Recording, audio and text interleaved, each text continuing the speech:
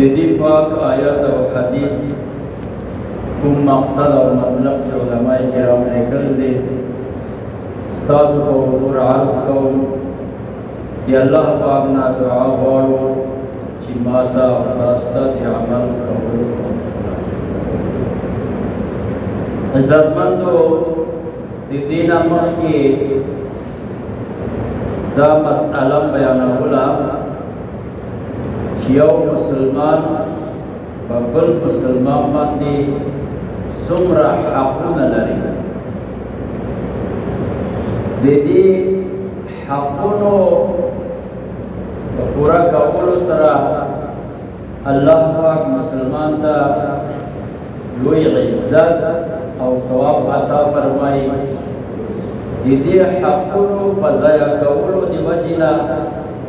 الله تبارک وتعالی مسلمان ته ذلت او الله پاک عذاب ورکړي. هغه حقونو کې یو حق چې ټول نه اول علما لیکل دي چې یو مسلمان د بل مسلمان سره مینا او محبت وکړي، یعنی د بل مسلمان په خپل قلب کې، په خپل زړه کې، په خپل سینه کې د بل مسلمان لپاره مینا او محبت پیدا کړي. ټول نه اولنی حق همدغه ده چې الله تبارک وتعالی فرمایي چې مسلمان فإن لم تعلموا آباءهم فإخوانكم في الدين ومواليكم. وکچری یو کس تا ته نه ده معلوم چې دی دین سو خود ستا د دین د وجې نه ستا ورور ده وموالیکم او ستا دوست ده. یعنی الله تبارک وتعالی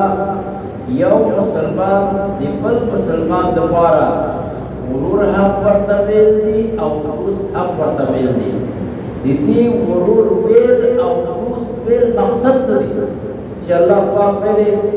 دا ستا مسلمان چې دا د ستا ورور هم دي او ستا دوست هم دي. یعنی کوم وخت چې ته په کومه معامله چې مسلمان سره د ستا معامله راځي دا ته دا سوچ کوه او فکر کوه چې دا معامله زما ورور سره دي، زه ورور سره څنګه کوم. په دغه کار کې کچېرې ما ته داسې کار پېښه شوه، خپل ورور سره دا ورور سره څه معامله زه کوم، یا دغه کار که زما یو ډېر صحیح دوست دی چې هغه سره دا معامله مخامخه شوه، هغه سره څه معامله کوم. وایي کوم وخت چې خپل ورور سره څرنګه چې معامله کوي، خپل دوست سره چې څرنګه معامله کوي، دغسې معامله هر یو مسلمان سره به کوي. اگر چې کچېرې د ستا د هغه آبا او اجداد د هغه پلار او نیکه قوم معلوم نه دي، خو دومره معلوم دي چې لا اله الا الله محمد رسول الله دا وایي. د دغه کلمې د وجې نه فرمایي دا د ستا ورور هم دی، دا د ستا دوست هم دی. د دې محبت په باره کې ډېره جمعه د هغه نه مخکې جمعه کې دې بیان کړله. دویم حق چې دا یو مسلمان په بل مسلمان دا لري، کوم وخت چې دا اولنی حق بنده ادا کړي، اولنی حق باندې بنده عمل وکړي. یعنې څه مطلب؟ په دې سینه کې د مسلمان دپاره مینه او محبت پیدا کړي. دا چې کوم وخت حقیقي مینه او محبت پیدا شو، دا نور حقونه په خپله پوره کړي، په خپله پوره کړي. اوس مثلا یو کس خپل زوی سره مینه او محبت لري، مینه او محبت لري، د هغه زوی هر شی چې ده ته ښایسته ښکاري، ښه ښکاري، بد ورته نه ښکاري، بد ورته نه ښکاري. فرمایي همدارنګه کوم وخت چې د ستا په سینه کې د مسلمان دپاره مینه او محبت موجود و، نو هغه وخت ده چې د هغه نور حقونه ادا کول دا ده بلکل اسان ده. وایي دویم حق علمای کرام لیکل دي یو مسلمان په بل مسلمان دا حق لري چې د هغه د سر حفاظت وکړی شي او د هغه د مال حفاظت وکړی شي. نه مسلمان داسې کار وکړي چې مسلمان سر ته نقصان رسېږي، نه داسې کار وکړي چې مسلمان مال ته نقصان رسېږي. که د ستا په وجه د مسلمان سر ته یا مال ته نقصان رسېږي او ته یې مسلمان، خو په دې خبره باندې سخت ویرېږه چې په نزد الله تبارک وتعالی دا کامل مسلمان دا بنده نه ده. ځکه رسول علیه السلام وسلام په عرفات کې یو لک نه زیات صحابه کرام موجود وو. چې نبی علیه السلام آخري حج دی او اولنی آخرنی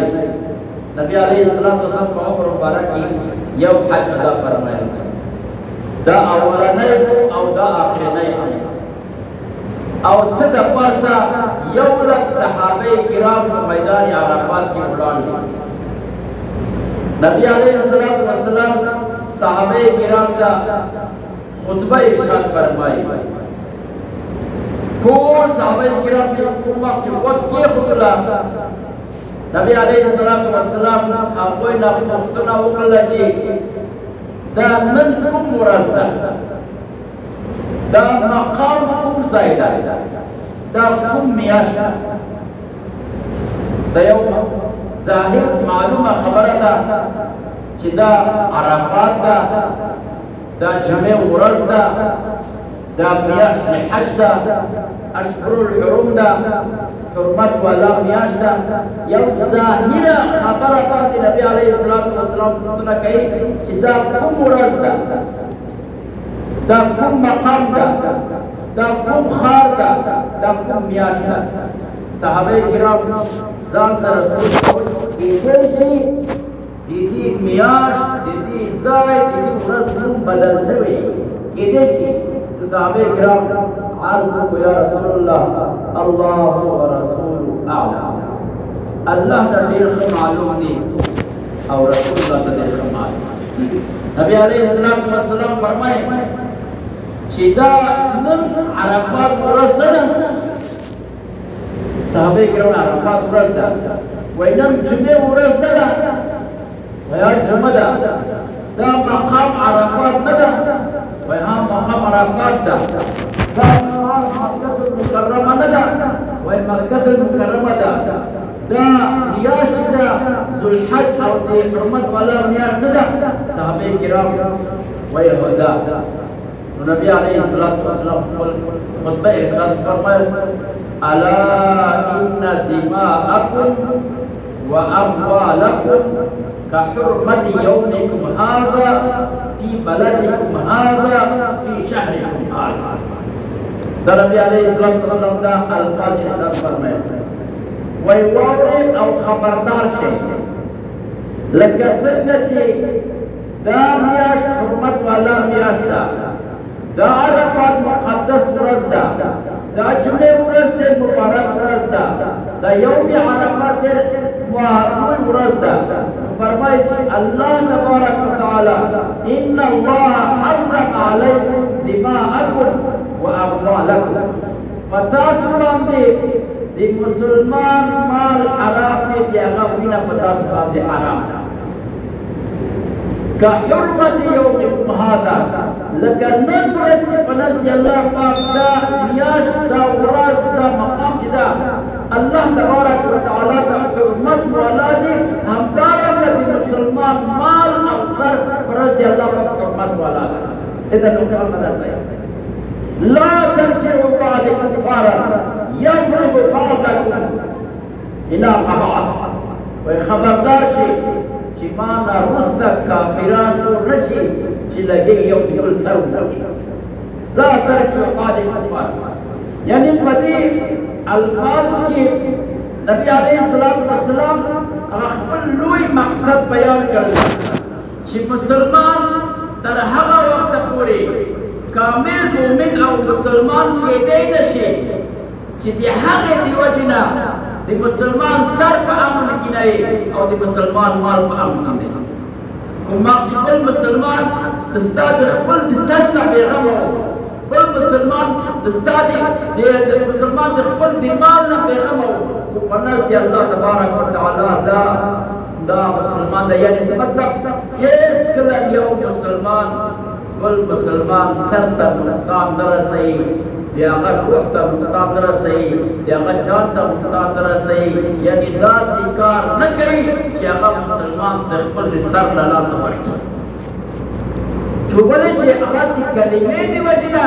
د هغه وجل په تا باندې حرام شوي د الله پاک وایي چې یو کس یو ساعت مخکې کافر و تا سره مقابله کولو د هغه په لاس کې توره او ستا په لاس یو هغه لا اله ودغه وخت کې هغه وینه په تمه دي حرام په دغه میدان کې په دغه مقام کې په دغه ځای په دغه ساعت کې کوم وخت چې لا اله الا الله محمد رسول الله دغه وخت په تمه دي ټول مسلمان حقونه په تمه دي واجب هغه مسلمان حضرت اسامہ بن زید رضی اللہ تعالی عنہ فرمائے چې نبی علیه الصلاۃ والسلام ولې بلو جهیریه قبیله قبیله طرف ته یو جهاد راغله ارته یو کافر سره ما مخاوش مخامخ کافر سره څنګه چې خپل وسله ورته کړه ابو وای لا اله الا الله محمد رسول الله ما ویل چې زمانه ویل نه دا کلمه ویله ما بیا ما قتل چې واپس دا زموږ قافله مدینه ته چې راغله دا خبره پیغمبر علیه السلام ته ورسېدله چې اسامه د لاس نه یو داسې کس قتل شوی دی چې هغه لا اله الا الله محمد رسول الله حضرت نبی علیہ السلام اسامہ راوغوښتله اسامہ تیز شو پنس نبی علیہ السلام اسامہ د حضرت زید زوی ده او زید د نبی علیہ السلام متقنین زوی بلل ده حضرت زید ته نبی علیہ السلام زوی ویل او دا اسامہ حضرت حسن او حسین سره لوی شوی دی د دې څومره مقام لري هغه نستی وجل شوی دی اوس کلمه ویلي تاسو اندازه لګوئ چې هغه کس وجل شوی دی یو ګنده نه دی لس ګنده نه دی هغه اوس مسلمان شوی دی اسامه د حضرت نبی علیه السلام د متقنه دی د حضرت زید زوی ده او حضرت حسن څنګه لوی شوی دی او نبی علیہ السلام په غیږ کې لوی شوی هغه ته نبی علیہ السلام فرمایي چې اسامه هغه سړی د قدر کې چې لا اله الا الله محمد رسول الله ویلي ما عرفت یا رسول الله صلی الله علیه وسلم هغه یې د کلمه وویله وی نبی علیہ السلام ماته وفرمایل چې تا د هغه سینه کلو کړی و تا لیدلی و چې هغه یې نه ویلې که رښتیا ویل دی وایي قیامت په ورځ چې هغه کس لا اله الا الله محمد په لاس کې اخلي الله ته وایي ما کلمه ویلې دا څه قدر خدای راته څه جواب وایي حضرت اسامه وایي ما افسوس کوم کاش کې د نن ورځ نه مخکې دلته مسلمان شوی نه چې یو کس چې د هغه ایمان هم مشکوک ده معلوم نه ده حقیقت سره دا مسلمان ده که نه ده او د هغې قتل هم اسلام الله او د هغه رسول منع کړي او په قرآن پاک کې هر یو ګناه دپاره الله پاک پروردگار مختلف قسم سزاګانې الله پاک بیان کړی دي په یو آیت کې څلور سزاګانې صرف او صرف د هغه کس لپاره الله پاک بیان فرمایلی چې په ناحقه مسلمان قتل کړی په ناحقه مسلمان قتل کړی الله پاک فرمایي ومن یقتل مؤمنا متعمدا او کوم کس چې ولګېدله مسلمان په ناحقه قتل کړله په ناحقه ناحقه قتل ټول په حقه دی چې صرف چې د چا نه دی قتل کړی قصاص په وجه قتل کېږي زنا د وجې نه قتل کېږي او د شراب د دورې د وجې نه قتل کېږي د دې نه علاوه ټول چې دا ناحقه قتل ناحقه قتل ده نو الله پاک فرمایي ومن یقتل مؤمنا متعمدا او کوم کس چې ولګېده مسلمان یې په ناحقه قتل کړله ناحقه قتل کړه الله پاک وایي فجزاؤه جهنم د دې سزا صرف او صرف جهنم په هر نوم باندې قتل شي کوي د غیرت په نوم باندې قتل کوي بل شی باندې قتل کوي बलशेबाद कत्ल गए खासकर बदी जनाना का जरूरत देर जाती है पनाहक जनाना कत्ल किएगी सिर्फ शक की वजह कत्ल गए अल्लाह पाक का इजाजत और कल्लत पता अल्लाह पाक का इजाजत कत्ल सिर्फ बिल्कुल गैरत नाजायज गैरत कुम शहीद पारा ची गैरत कबूल नहीं पागा गैरत नहीं नाजायज गैरत पारा फरमाए फजज़ाउ जहन्नम खालिदन फीहा अव्वल अल्लाह पाक वाई दिहागा सजा जहन्नम खालिदन फीहा हमेशा हमेशा जहन्नम की पाती दा कुरान वाई फजज़ाउ जहन्नम दिहागा सजा जहन्नम दा खालिदन फीहा हमेशा हमेशा जहन्नम की पाती वग़ज़िब अल्लाहु अलैहि अल्लाह पाक भगवान को सजा वलअनहु लानत भगवान वअद्द लहु अज़ाबन अज़ीमा लूई अज़ाब का अल्लाह को सजा बिल्कुल सजा का अल्लाह तबारक व तआला दिहागा कस्त पारा मुकर्रर फरमाए तुम कस्ती बना हक़ा लगेगी कुल मुसलमान कत्लाई नबी अलैहिस्सलातु वस्सलाम फरमाए कचेरी टोल यो बंदा यो दासी खबरा उकला कि बल हुला कहते दी खबरे की वजह पर कत्ल मतलब जो बेगुन खबर वर्ता उकला यो बेगुन खबर वर्ता उकला दासलाई मुस्तश और ते बेगुन ते आकर इंदी वर्ता मिले यो दासी खबर उकला चिदे मुस्तश बोले कत्ल कर वैदा बेगुन वर्ताओं की और फकत के बराबर ही सजा दा बेगुन वर्ताओं की निछादी वजिना मुस्तशविदी निछादी खबरी दी वजिना मुस्तशविदी दा आदिल चिका कत्ल करना और चाची दा खबर कर जवाब मुस्तशविदी दा वाला फकत की यो कसम बना दे अल्लाह पाक वाह फरमाए जज़ाउ जहन्नम जाय जहन्नम दी खालिदन फीहा हमेशा वग़ज़िब अल्लाहु अलैहि वलअनहु वअद्द लहु अज़ाबन अज़ीमा ये दुमरा मुसलमान बिना चिदा फनज़ अल्लाह तबारक व तआला दुमरा मुबारक दी दुमरा इज्जत लरी चिपना हक़ ये कलम दी मुसलमान बिना बनत हुई मख्जी हकीकी बिना और मोहब्बत बिचाप पसीना की मौजूद हो आखिरना मुस्तचिदा का हेर गलत मुसलमान बिना बनत हुई नबी अलैहिस्सलातु वस्सलाम फरमाए चिकटे कचरे दा टोल जहान दिया मुसलमान का कदर की शरीफी अल्लाह का टोल जहान जहन्नम के अल्लाह फरमाए ता तुमरा सख्त गुनाह दी मुसलमान ता फरमाए जी युम हक दी मुसलमान दादी कि इन अल्लाह हर्रम अलैकुम दिमाअकुम अल्लाह तबारक व तआला फतासु बांदे दी बल मुसलमान बिना चिदा हराम करला हेस कला यहां के बविना या बोलो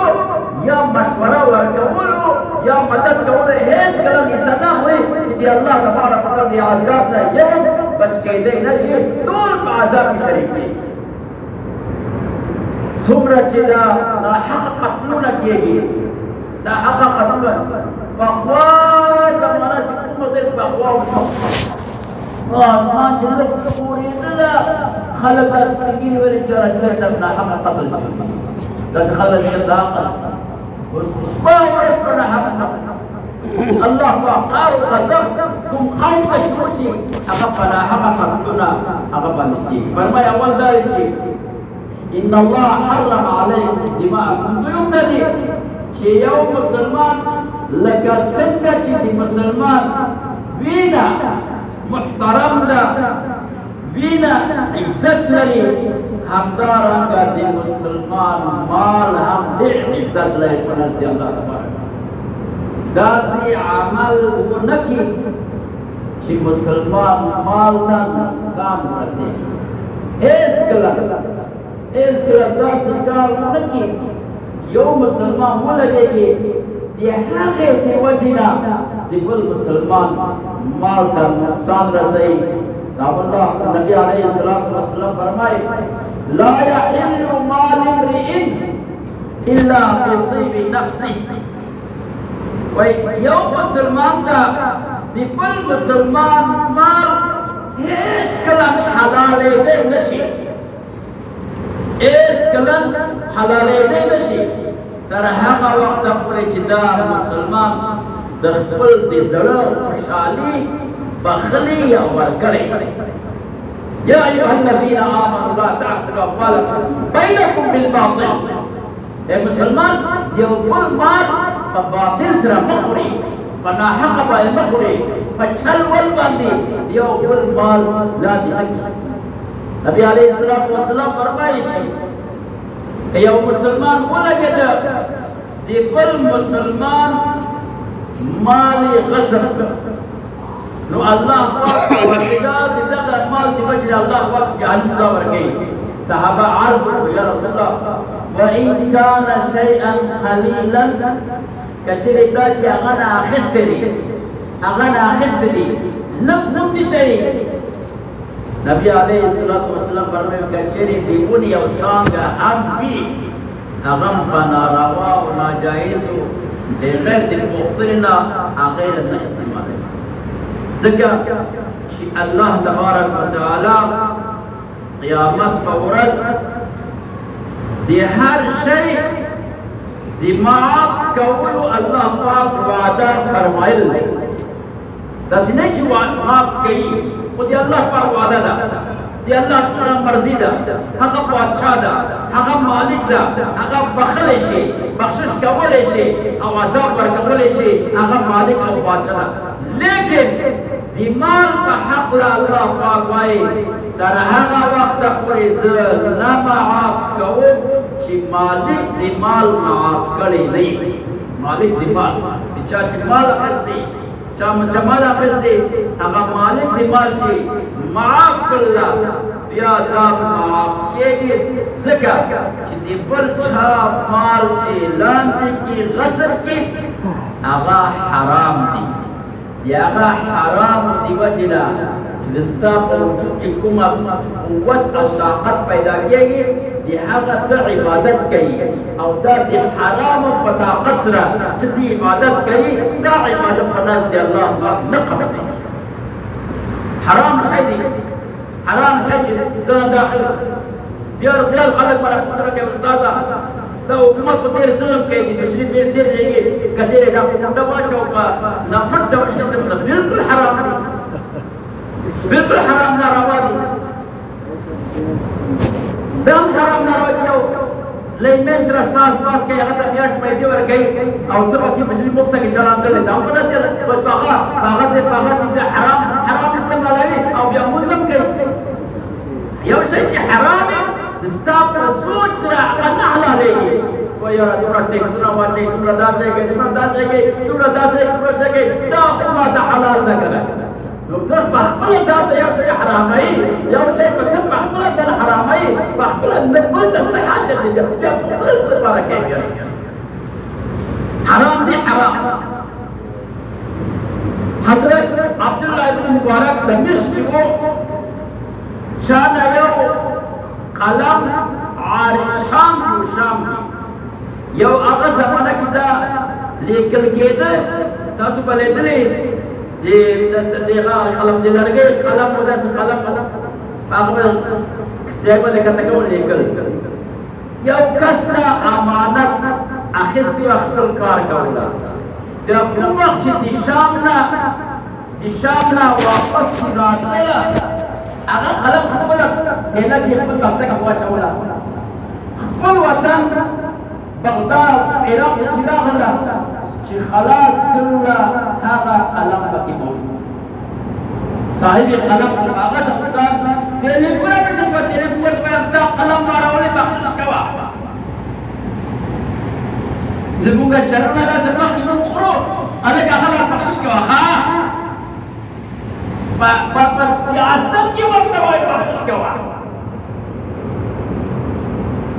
اول خان یا قول لا دکو خو حسن کو هغه لکه دا ټول خام خدا وای دا خاص مطلب یعنی کیا ضروري ما استا هیڅ شي نشته خام مطلب دا نو هغه دا اوس باسي دا هغه خلک لیدل دی الله پاک نه حضرت عبدالله ابن مبارک داسي کسدا شپږ میاشتې جهاد او شپږ میاشتې حج عمره کوي طول عمر کتاب شاگردان بے حساب دي قارئ دي عالم دي مفتي دي استاد دي هغه رسول ډېر کسان باندې حجونه کوله عمره کوله د خلق رسول خلاصوله په حساب هغه میاشتې وظیفه په قرار کړې وه خو خبرې نه هغه یې په خپل قبضه خلاصه کړله چې دا خلق څنګه چالو سوای نشته چې هغه معافي غواړو دې میاشت نه دې بغداد نه یو میاشت پیاده سفر وکړله شام ته ورغله قلم راته ورکړه یو میاشت پیاده سفر وخان باسونه باندې یو میاشت سفر یو موږ دا قلم معموله ښکاري کړه موږ چې لیدل ته ودرېږو چې ترله نه مخکې لاس باجرې تېروو لس بارلا के तेरा हाँ पसंद नहीं पान पसंद अगर लगे तो पूरा पसंद नहीं पाए अगर परवान दा प्लस खर्चाई दा खुशाला में राजी लगा राजी ना दा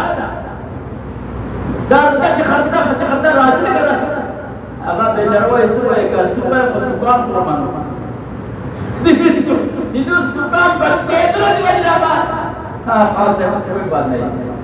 अगर चुप क्यों खड़ो करा बेवार चुप बख्शिश करो अगर बच्चे अगर सब खान से कोई बात नहीं अगर खान से कोई बात नहीं अगर बेचारा बस सब या अगर खुद माता ही के बस हो गया था या अगर खुद माता ही बस हो गया नो फरमाने चे दिन वक्त حرام باندې چې بدن طاقت واخستله هغه طاقت کې د الله عبادت کوي نو هغه عبادت فنزل الله تبارك وتعالى نه قبولېږي دیو چې الله تبارك وتعالى هر یو خدا الله پاک معاف کوي لکه د غیر مفرده ما چې الله تبارك وتعالى نه معاف کوي ځکه الله فرمایي ان الله حرم عليكم دماءكم واموالكم كحرمة يومكم هذا ولدي مال داسي حرام لا ونزل الله تبارك وتعالى لك بيت الله شيء حرمة ولا لك ذو الحج حرمة ولا مياه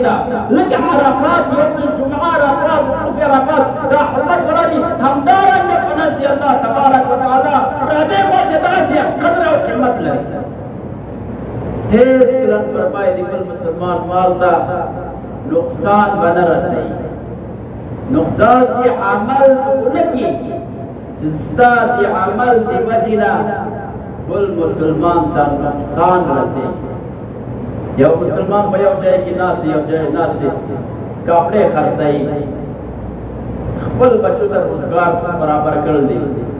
د میاشتې ورکې 50,000 روپۍ دا ځوان راغلی سپټ ته به یو لږ په درکوم تاسو ما هغه سبا شاده خالق اندا مسلمان ته مال نقصان دي پروا نه لري څه په کاروبار دا ټول په نس دی الله تبارک وتعالى دا سي حرام نه فرمایي كحرمة يومكم هذا في بلدكم يوم هذا في شهركم هذا ذکر الله پاک پروردگار زمون د سینو مالک دا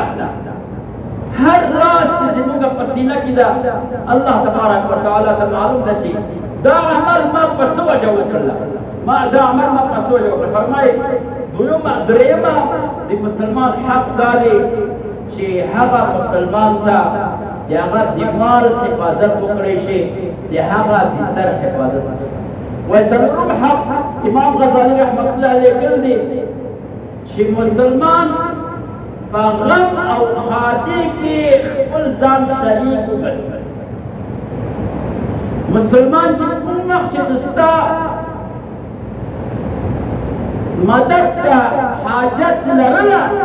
په هغه وخت کې د مسلمان مدد ته به کوي. ځکه نبي علیه الصلاة والسلام فرمایي المسلم اخو المسلم،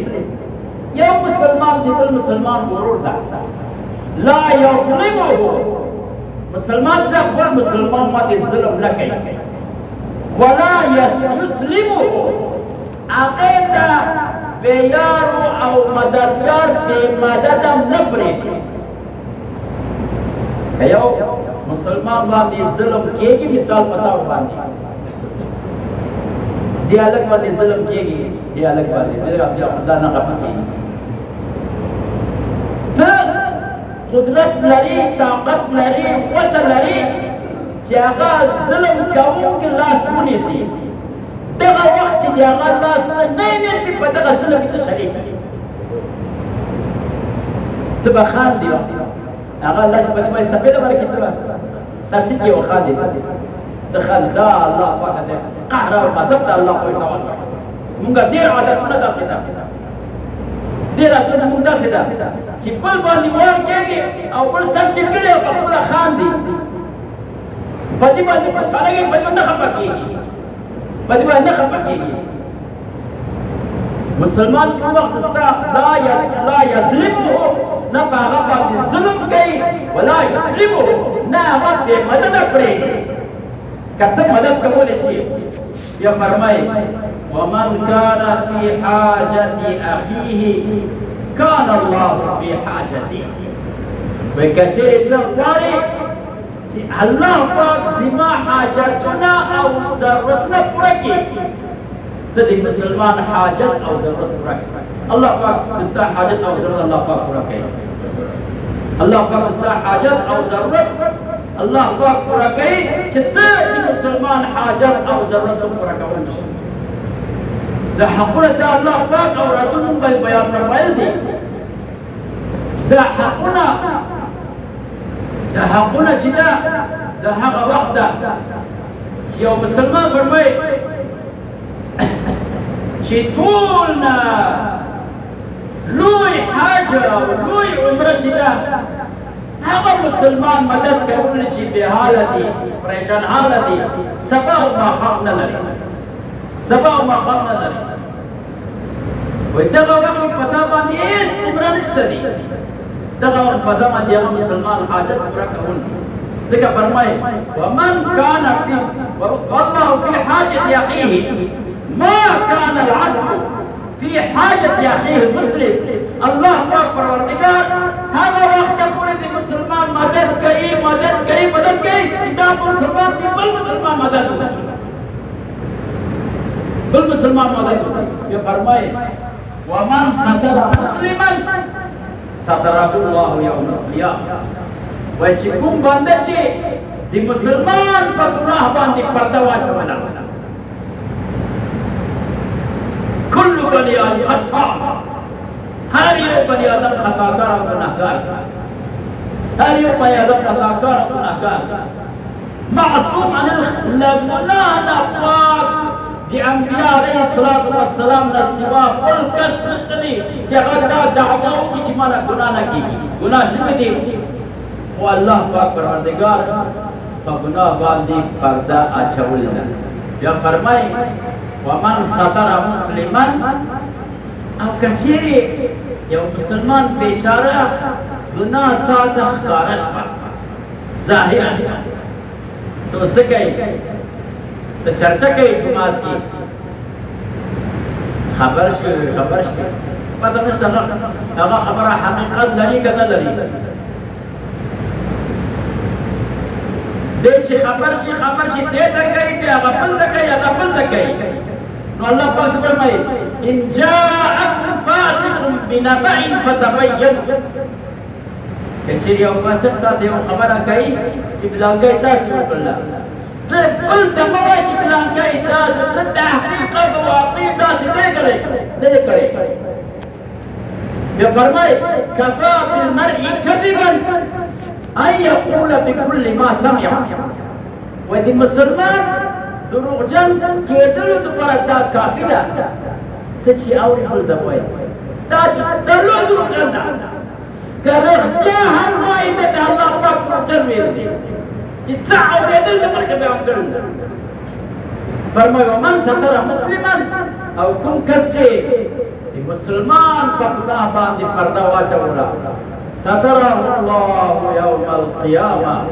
قیامت په ورځ الله پاک دې په ګناهونو الله پاک پرده اچوي الله پاک د قیامت د ورځې د بې پردګۍ نه او شرمندګۍ الله په حفاظت هغه ډېر سخته ده ډېر ځکه چې بې پرده شوې لاهور پرېږدي فیصل آباد ته به لاړ شي کراچۍ ته به لاړ شي ملک ته بهر لاړ شي یو طریقه کوي ځان د خلکو د خوړ نه وباسي خو قیامت به ورځ فرمایي چې دا ډېر لوی رسوایي او شرمندګۍ قیامت به ورځ ده هغه نه ویرېږئ که چېرې هغه نه یېرېږي مسلمان په ګناه باندې پرده مه اچوه پرده مه کش کوه نو الله پاک به دا دې پوره شو بهرحال دا د مسلمان څه حقونه وو چې په دې حقونو پوره کولو وجې نه الله پاک د لوی درجات او ثواب الله پاک عطا کوي او دا کول یې ډېر آسان دې لپاره نه اودس ضرورت شته دی نه غسل ضرورت شته نه جومات ته تلل ضرورت شته یو شی نشته دی یو شی نشته دی بس دا لاس دا ژبه دا کنټرول کوه د دې لاس نه چې نه دا لاس نه حفاظت وکړو چا ته تاوان ونه رسوو زړه باندې چا ته آزار ونه رسوو او خېټه چا مال د ونه چې حرام نه بس دا آسان کار دی که دا وکړي په نزد الله تبارک وتعالی ولی الله الله پاک ولی ته کوي باخوانه ولی الله چې هغه وایي بلاکه ولی همدغه کار کوي هغه همدغه کار کوي دیر کار دی وجینا الله پاک دا زما دوستان دی الله پاک الله پاک پروردگار موږ او تاسو ته عمل کول توفیق راکړي او ریدل آسان دي ویل آسان دي او ګران دی چې عمل کوو دا ځینې چې دا خبره موږ نه اورېدلې او کوتای چې دا چې هغه موږ تاسو الله پاک پروردگار دعا وکړو پروردگار موږ ته داسې عمل کول توفیق راځي کې اسلام رسول راځي کېږي د هغه عمل نه وساتي ته پکې خفه کېږي اسلام رسول خفه کېږي دا ټول د دین خلاصه داسې ده پوره زموږ دین روژه مونځ زکات حج جهاد تبلیغ د ټولو خلاصه دا چې داسې عمل وکړو چې الله او رسول راضي شي او داسې عمل ونه کړو چې الله او رسول خفه شي بس خبره خلاص دغه نوره خبره ده نو الله پاک پروردگار عمل کو توفیق راکړي